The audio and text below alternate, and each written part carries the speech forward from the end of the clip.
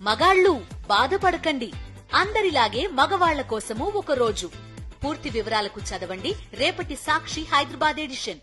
నెల్లూరు పరమేశ్వరి నగర్లో నూతనంగా ఏర్పాటు చేసిన మద్యం దుకాణాన్ని ఎత్తివేయాలంటూ స్థానిక మహిళలు ఆందోళనకు దిగారు.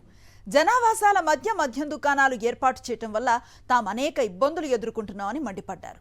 గతంలో టీడీపీ హయాంలో వైన్స్ ఏర్పాటు చేయగా తాము ఆందోళన చేస్తే ఎత్తేశారని అన్నారు.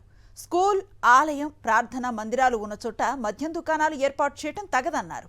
కొందరు మందుబాబులు మద్యం సేవించి న్యూసెన్స్ చేస్తున్నారని తెలిపారు.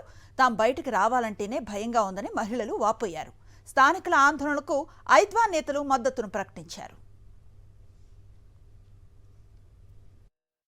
అటువంటి షాపుల దగ్గర మందు షాప్ పెట్టేశారు.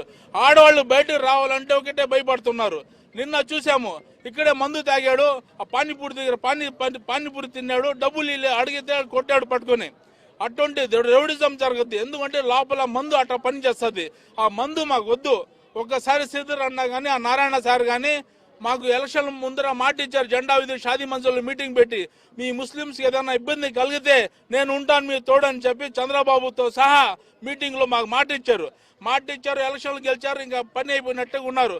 ఈసారి ఏంటంటే ఖచ్చితంగా బుద్ధి చెప్తారు.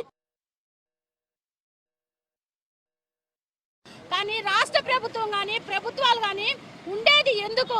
నూతన మద్యం పాలసీ మీద ఆదాయం పొందడానికైనా, మహిళలకి పిల్లలకి భద్రత కల్పించడానికి కాదా అని చెప్పి ఈరోజు ఐద్వాగా మేము అడుగుతున్నాం. మీకు కావాల్సింది కేవలం ఆదాయమేనా? మహిళల భద్రత కదా? ప్రభుత్వాలైతే బాధ్యతగా లేవు. నూతన మద్యం పాలసీ తీసుకొచ్చి యావత్తు మహిళా లోకాన్ని ఆందోళన గురి చేస్తున్నాయి.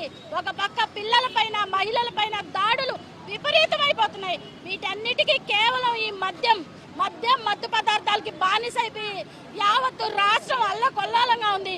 ఇది ప్రభుత్వానికి పట్టదా? ఇది ఎంతవరకు సబబు అని చెప్పి మేము అడుగుతున్నాం. వెంటనే పరమేశ్వరి నగర్ లో ఉండేటువంటి వైన్ షాప్ ని బంద్ చేయండి.